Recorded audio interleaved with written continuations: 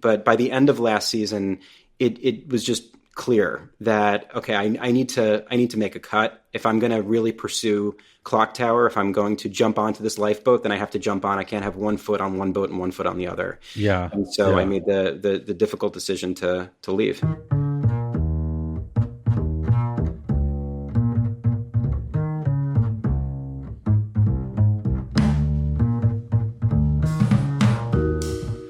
Welcome to Second Act Stories. I'm your host, Scott Merritt. And I'm Scott's co-host, Andy Levine. So for today's episode, we are going to a former coworker of a prior guest on Second Act Stories.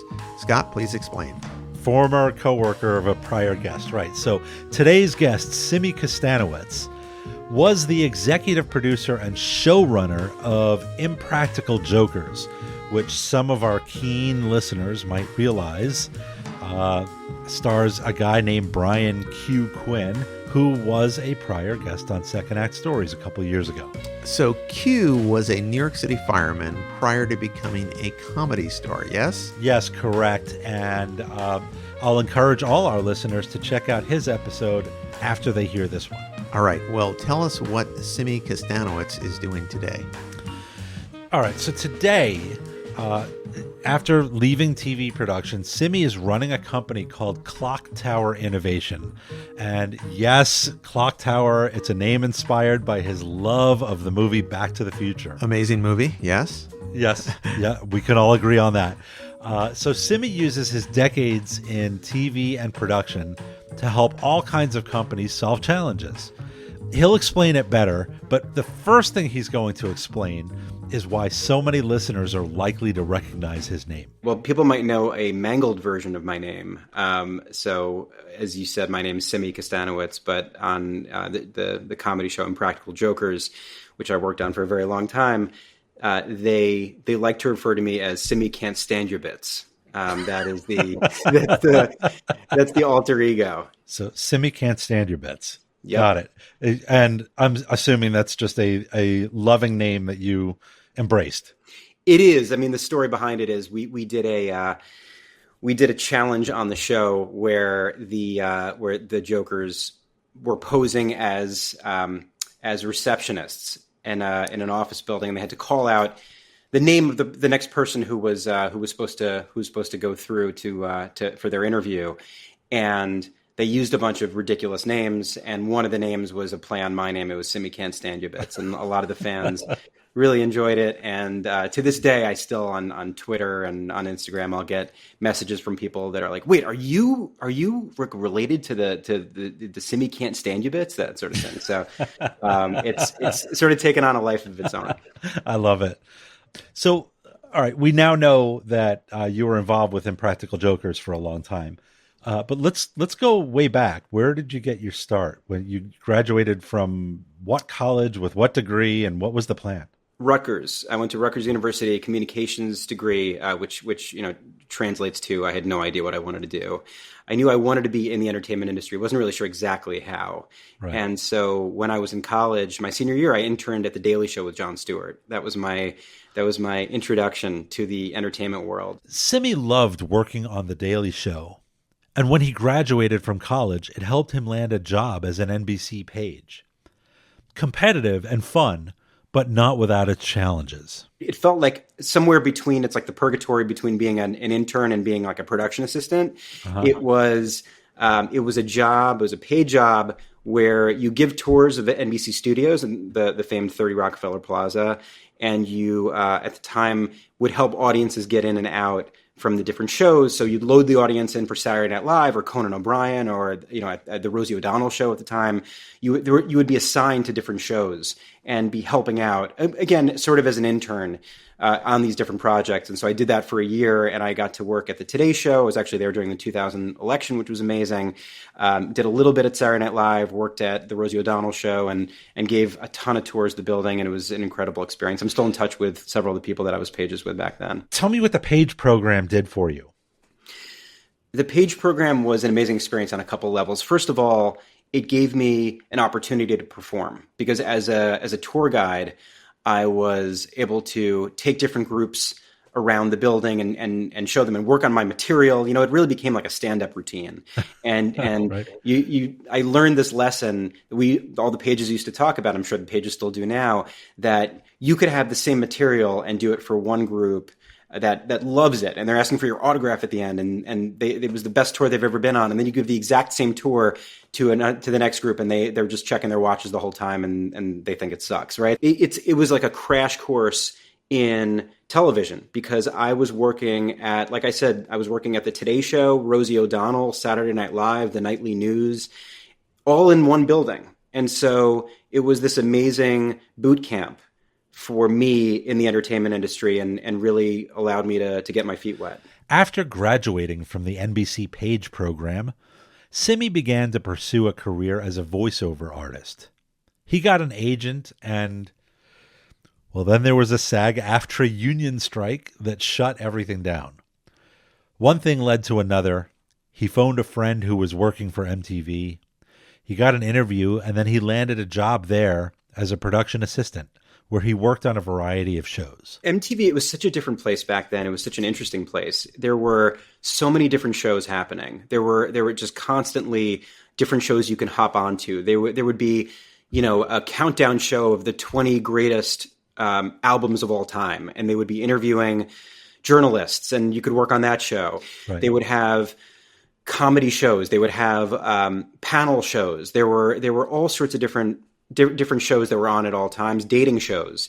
And so they had production assistants that would work on all these different shows, and you can hop from project to project in what they referred to as permalance. We were sort of freelance, but you also weren't staff. You were jumping around from project to project. And so I did that for a while. I was a production assistant, and then I became an associate producer.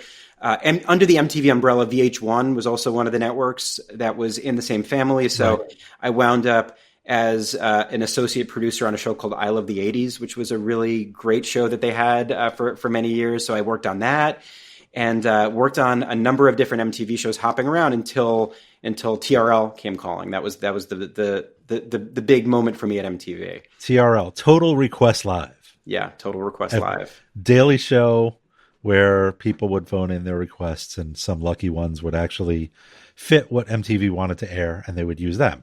Exactly. Well, it's such a different time. This might as well have been 100 years ago, that the format of the show was that people would call in with what video they wanted to be the top video played on the countdown. And it was a countdown of the best videos, and you would stay tuned to the end of the episode to see which one got the top spot. And then, of course, YouTube came in and just killed all of that. So this was from definitely a forgotten time, but it was a very popular show for a long time, and I was very proud to be on it. So you made your way through the ranks at MTV. What part of the production industry spoke to you at that point? Creative writing. I way too much, by the way. This is something that I advise whenever I give people advice who are trying to break into the industry.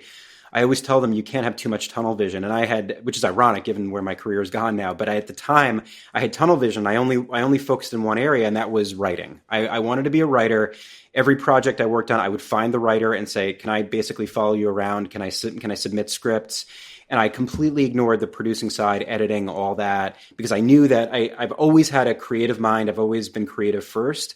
And so that was that was how I pursued it. And it was always creative first. Simmy paid his dues as a production assistant at MTV, and he eventually landed a job writing at TRL. But this was a live show, different from traditional writers' rooms, so it was very much trial by fire. And then suddenly TRL came calling, and here was a show where you're on the air in 2 hours. Go. You know, you need to come up with solutions. Lindsay Lohan is running late, and Rihanna is there first. Okay, let's flip everything we were going to do and completely rethink what we're doing. And then the show finishes, and then you're done, and you never have to think about it again. And this was such an eye-opening experience for me, and really taught me so much about how to think. When TRL ended in 2008, Simmy moved on to an MTV show called Silent Library, a Japanese game show, which according to him was totally bonkers. The shoot went well, and the showrunner offered him the opportunity to do some post-production work. So he sent me an episode, and I started making notes. And it came very naturally to me. And I sent him all my notes and I said, hey, I think that, these are all the different ways that this show could be made better. He looked at it, he said, wow, this is great. This is really helpful. Do you want to do more of this? And so then the following season, he gave me a supervising producer title. And so I was the head writer and supervising producer. It was the first time I ever had a producer credit. And suddenly I was doing other elements of production. Suddenly I was a little bit more focused on the budget and how we were getting the props and all that. And I realized that, there's actually a lot more to, it's not as siloed as I thought it was. Simmy went from Silent Library to being the showrunner for other projects and eventually leaving MTV to join the newly formed TruTV network. Thanks to a call from his old friend Adam Dolgens, the same person who brought him to Silent Library. It was originally Court TV and then switched over to TruTV, and they had a lot of reality shows, but they were rebranding as a comedy network. And my experience really from Silent Library to some of the pilots that I was working on, I was developing a bit of a niche as I was carving out a niche in comedy. And so when True was rebranding as a comedy network, Adam called me and said, do you want to come in? Do you want to come in for a couple of weeks as a trial run and see if you want to work here? And I took that job, and that became a full-time job. And we completely rebranded it as a comedy network. And I wound up working across a bunch of shows, and I worked there for 8 years as a development executive. Okay, so now this is where worlds start colliding. Yes. Because what year was this? This was in 2012. Okay, right around the time when a little show called Impractical Jokers made its debut. Yeah, Jokers launched in 2011. And I got to the network at 2012, and Impractical Jokers was one of several shows that was on the air. And so I wasn't there from the beginning, but I got there, and my first year I was working on a bunch of different projects for them. And then in my second year, they asked if I wanted to take over as the executive overseeing Impractical Jokers, and I loved the show. I thought it was so funny. And so I took on that role as the network executive for Jokers, amongst a bunch of other shows. And that's how that relationship was born. You were on the network side. So what's the difference between being a network executive producer and being, I guess, attached to the show or like employed by the show or the production? It's a great question. I mean, it is very, very different. So in TV production, the way it works is there is a production company that pitches the show, right? And in this case, it was a company called North South Productions, and they pitched the show to all these potential buyers. And so TruTV bought the show, and basically the way it works is the network is paying for it. So the network says, all right, we'll do a pilot, or we'll do a first season, or whatever it is. We'll give you X amount of money to produce this season and go do it, and then and bring it back to us, right? So the production company hires editors and writers and all that, and then they make the show, while the network really remains the quality control entity. So there's really the two sides. There's the production company and there's the network. So I was, at least at the beginning, I was an executive on the network side. So I would go visit the set, and the people on the set knew who I was, but I wasn't there every day. I was having more of the high level conversations and approving creative packets and helping promote the show and figuring out what should be on the poster, that sort of thing. Right. So I guess in whatever the common parlance is, you were just a suit. Yes, I was the network suit. I think because I had the experience of being a showrunner and being a head writer and working in comedy, I wasn't perceived as much as a network suit. And I think the Jokers and the whole team appreciated my notes, and they appreciated my perspective. And I think they respected me because of that. And that gave me a leg up over, I think, some other executives. So that was 8 years working, getting a paycheck from TruTV. Yes. And then you crossed the line and became an executive producer for the show itself. I left in the middle of the pandemic in 2020. The Jokers got a deal with the network, with Warner Brothers Discovery, which was the parent company for TBS, TNT, and TruTV for that airs the show. And the Jokers got this 2-year deal to have their own production company. They called Bad Woods Entertainment. And so I left the network to go run that production company. My plan was actually to not be involved in the show anymore at all. and to really help them with new business and to develop new shows. But then shortly after I took that job as the chief creative officer at Bad Woods, one of the Jokers left the show, and the network called me and said, listen, we need to reinvent this format with 3 Jokers instead of 4, but we need you back in there because you know the show better than anyone, and you've always been our creative fixer. So I got back involved. It happened to be around that same time that the longtime showrunner of Impractical Jokers left, and so they needed to fill that role. And so I jumped in, and for a couple of years, I was running the Jokers production company while also acting as showrunner for the show. Talk to me about the pressure of salvaging a show that had a very specific and well-loved format, and suddenly being, spun into this, oh my God, how do we reinvent this thing and not lose the audience that it's built over so many years? It was a real challenge, but we managed to create this new format that was really very similar to the old format with a couple of tweaks. We had celebrity guests for the first season and a half after Joe left. We changed the graphics, and we tried a couple of things that worked, a couple of things that didn't work in terms of a new format. And then we settled into something that I think is really still works. I think this is a show to me that could go on for as long as the guys want it to, because at the end of the day, even if it was the same challenge, if it was the guys walking up to somebody in a grocery store and saying something funny, you could shoot that 10 times in one day and you'll get 10 different segments because it's all different people that they're interacting with. So I think the show, it's over 300 episodes long, over 300 episodes old at this point, and I think it could go another 300. So now you were at the show, you were show running, and that there was a point you got to where something started nagging at you. Like, what year was it that you started kind of thinking maybe this isn't going to be it for me? It was 2024. It was the season 11, which was my last season there, where right before the season I had started working on figuring out what my next move might be. I was nervous about the fact that there seemed to be dwindling opportunities outside of the Joker's world, and you can't count on anything forever. And I just felt like I needed to find a lifeboat or build a lifeboat. And so I was starting to ask around, and I thought it would be in entertainment. I thought that I would find something in the entertainment industry that I would do. And okay, well, maybe I'll go back to being a network executive if there's a job there, or maybe I'll get some other role at a network, or maybe I'll continue show running. I was trying to figure it out. And the more in between seasons, because Jokers takes time off in between seasons, I took a lot of meetings and spoke to a lot of people, and I just didn't like what I was seeing. I just felt like there weren't the opportunities that I thought made the most sense. And I saw more and more people, more and more colleagues of mine who were fantastic out of work.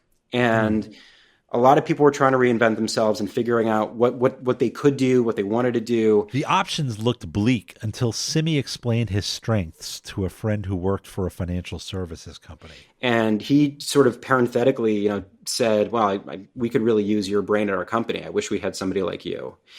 And I said to him, could I come in? Could I meet with somebody on your team? I wonder if there is some way that I could help out. And so I got introduced to the chief marketing officer at a financial company, and I told her what I was good at, and I felt like there might be some way to help you tell your story, because marketing is storytelling, even if you're at a financial institution.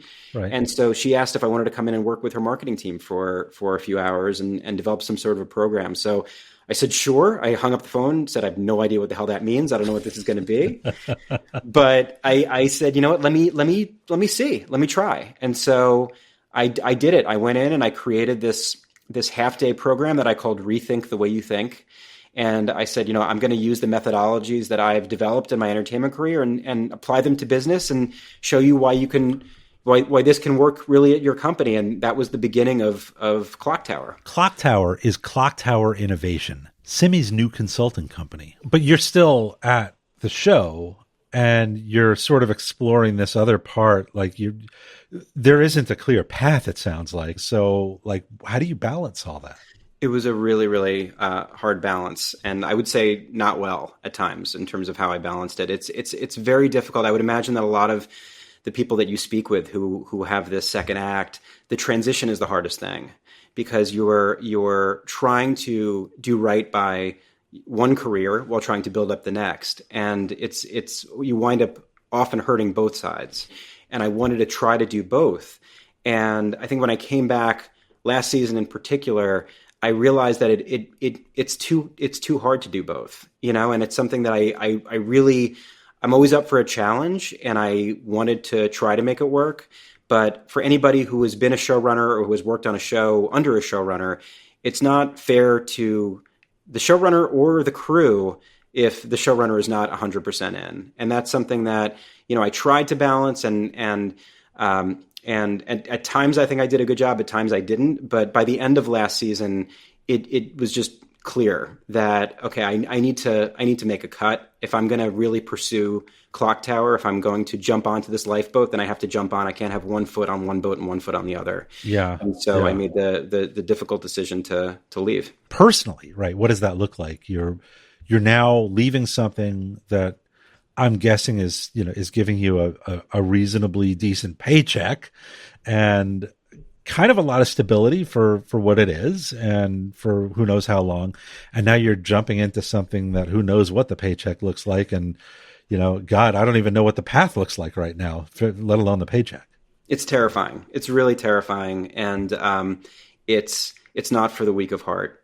It's something that I questioned all the time. And that's a big reason why I came back to Impractical Jokers for that last season, because I thought I went in fully expecting that, okay, I'm going to show run this all in, and I'm going to put everything on pause, and I'm going to, and I'll deal with Clock Tower and this other career when the show is over. But as the months pass, and as the show is wrapping up, and you have 3 months left, and 2 months left, and 1 month left, you have to start thinking about what's coming next, right? As a responsible grown up, and as I'm a father of 3, and we have a mortgage to pay and all that stuff.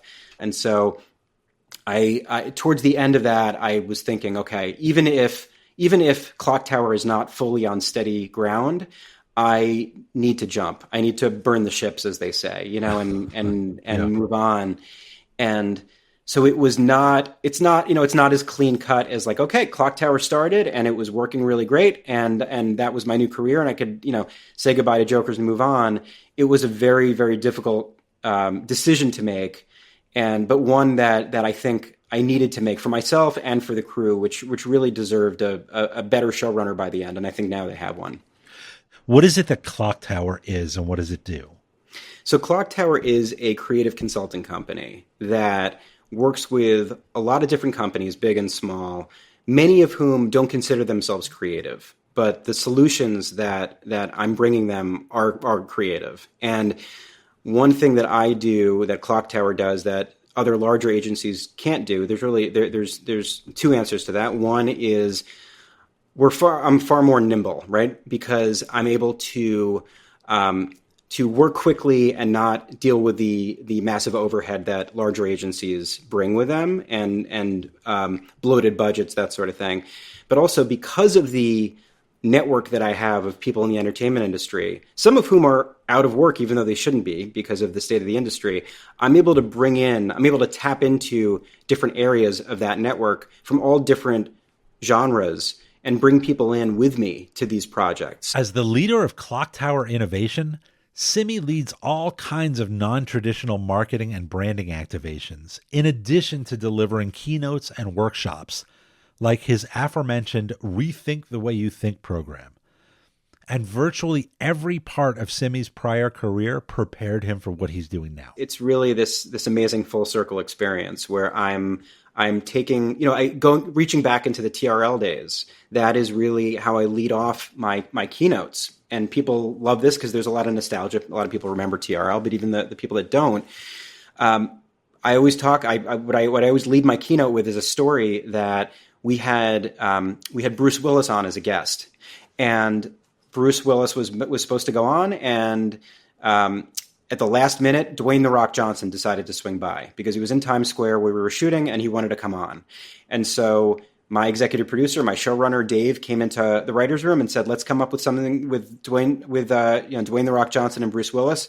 We're on in 15 minutes. Let's figure it out. And I had no idea what we were going to do. And the other writers turned to me and said, what's the first thing that comes to your mind? And I said, staring contest. And I don't know why I said it, but I said, you know what? It's two huge stars. Like, screw it. Let's throw them out there and see what happens. Right. And 15 minutes later, we were live on the air and we dimmed the lights and played dramatic music. And we had Bruce Willis and The Rock staring at each other. And it was absurd and it was fun and it was crazy and it was hilarious. And it was one of the best moments that we had in my 4 years there. And when I was standing there watching it, what I kept thinking was, if you gave me a month to come up with an idea for Bruce Willis and The Rock, I wouldn't have come up with staring contest. But why did it work? It worked because we didn't have time. And as Lorne Michaels, the famed executive producer of Saturday Night Live, says, we don't go on because we're ready. We go on because it's 11:30. And that, to me, sums up live television. And so you can apply that in business. If you set a timer and you say, we're going to come up with 5 solutions in the next 10 minutes, go.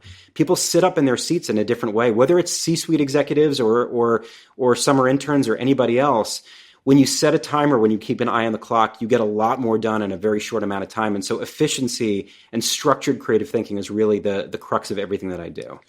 So now that you've launched Clock Tower and you've got some experience in speaking to groups that you never thought you would ever speak to under your belt, what does the future look like?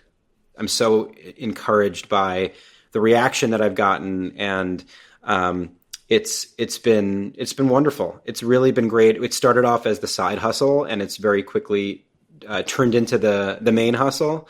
And I enjoy doing it. I love being on stage. It brings me back to my acting days, and I love helping companies think creatively, especially when they don't realize that they have it in them. And it's been a really incredible journey, and I'm thrilled to keep it going. What advice would you give to somebody who's either unhappy or just sort of feels like maybe they need to do something else in their life, but they're paralyzed about making that decision?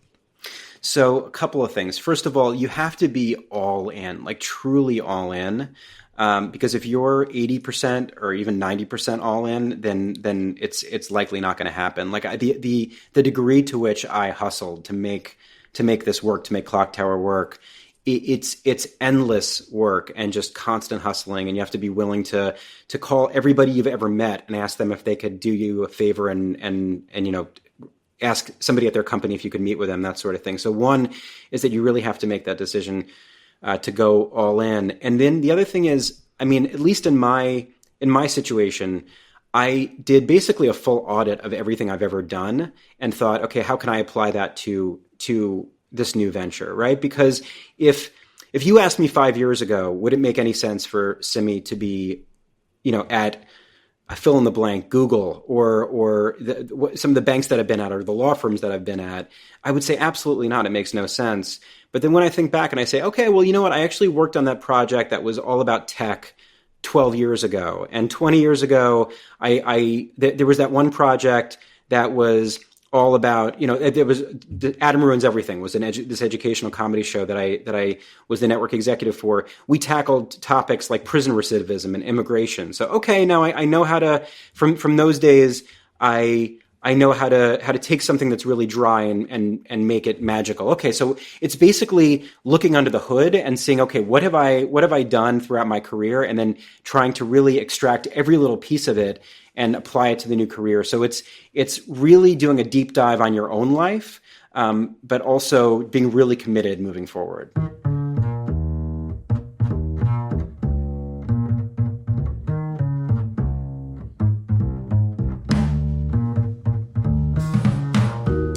Scott, Simmy Kustanowitz. What a fantastic name. It just sticks in my head, Probably the only Simmy Kustanowitz I'll ever know. So, yes. Yeah, he might be the only Simmy Kustanowitz, period. So there's that. All right. I did find his story really fascinating, and I had a couple of questions to ask you. So let me start off here.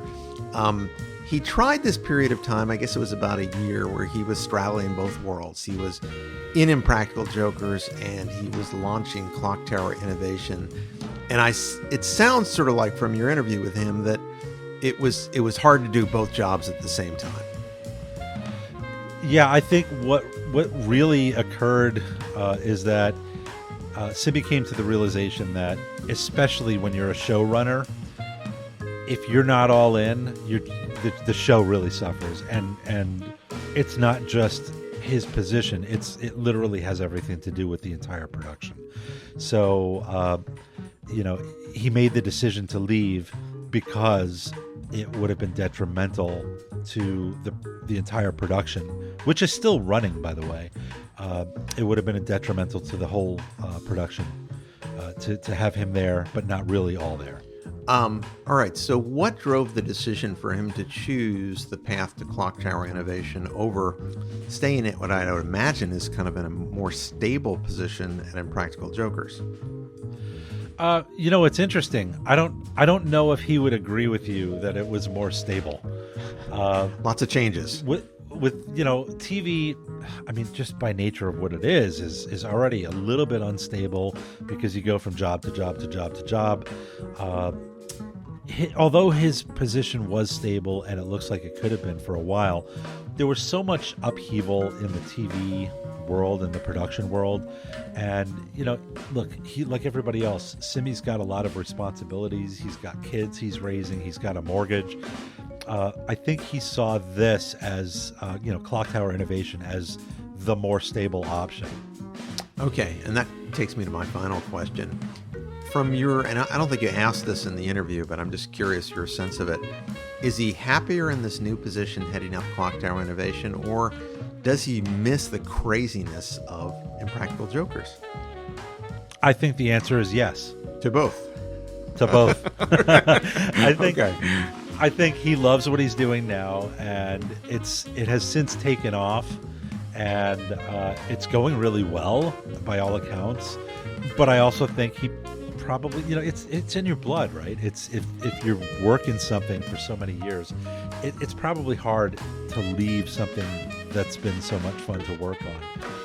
But make no mistake, he also does a little bit of TV production on the side. It's not being the showrunner for Impractical Jokers, but he's still got his hand in the production part. I spent a little bit of time on his website at Clock Tower Innovation, and I love basically what he's doing, which is taking this sort of knowledge of creative fixing and bringing it to the business world. I'd love to attend and love to be part of a session that he runs for a company like mine. I'm sure that he would love to hear from you and talk all about that. All right. Well, let's wrap this one up then, Scott. Sure. Well, we hope you'll keep listening and subscribe to Second Act Stories on your favorite podcast app. Links to all our social channels are also in all the show notes. If you love what we're doing, please consider giving us a rating. 5 stars is the best rating that you... Well, I think maybe 6. 6, 7, 8, or, maybe 100 stars. 100 stars would be good. Well, however many is the max you can give, it's probably not worth your effort or time to give anything less. So please, though, leave us a review on Apple. That really helps other people find us, and share us with your friends. Don't go away. There are more Second Act Stories just around the corner.